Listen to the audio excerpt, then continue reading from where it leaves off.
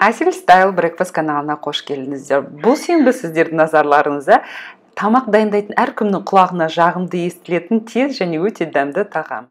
Түрлеріне қараған кезде танымал бургерлерді еске салатын бұл тағам негізі бургерлерге қарағанда өте жеңіл дайындалады және әр тағам дайындаушының, яғни әр адамның үйінде бар болған ингредиенттеріне қарай өзгере отырады.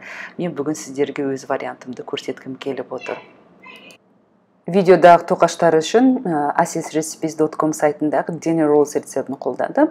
Соған қарап дайындасаңыздар да болады, немесе мен видеоның соңында бургерлерге арналған тоқаштардың рецептін берген болатын осы YouTube'да, соны да қолдансаңыз да болады. Бұл тоқаштар жаңа піскен болуы маңызды емес, біраз тұрып қалған тоқаштар да болады. Формамызға май жағып, екіге бөлінген тоқаштарымызды орналастырғаннан кейін етімізді қоямыз. Менде грильде жасалынған қалған еттер бар еді, соны қолдандым. Әрине сіздер үйлеріңізде қандай ет болса, немесе шұжық болса қолдана аласыз. Соңғы тоқашта көрсетіп жатқан тәсілі бұл тек қана бөлшектеп кесілген етті ғана емес, яғни квадраттап кесуге де болатын көрсеткім келді.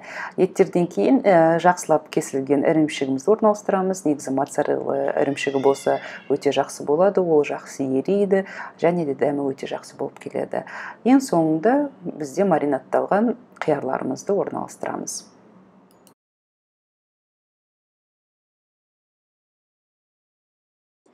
Ал егерде соусымызға келетін болсақ, өте қолжетімді ингредиенттерден тұрады соусымыз және өте жеңіл дайындалады.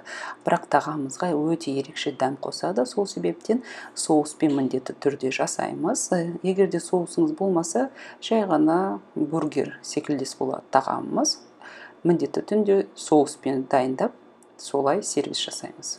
Соус үшін қызыл жуаны өте ұсақтап тураймыз және де горчица қосамыз. Ең соңында ертілген сары маймен араластырамыз. Мен қолданған горчица балды горчица деп аталады. Егерде сіздер ондай таба алмасаңыздар, жай ғана горчицаны қолдансаңыздар да болады. Ең соңында біздің бургерлеріміз тайып кетпеу үшін, сырымыз бір жаққа қисайып кетпеу үшін қосымша бір қауіпсіздік шара ретінде түс шұқитын ағаштарды қолдандым.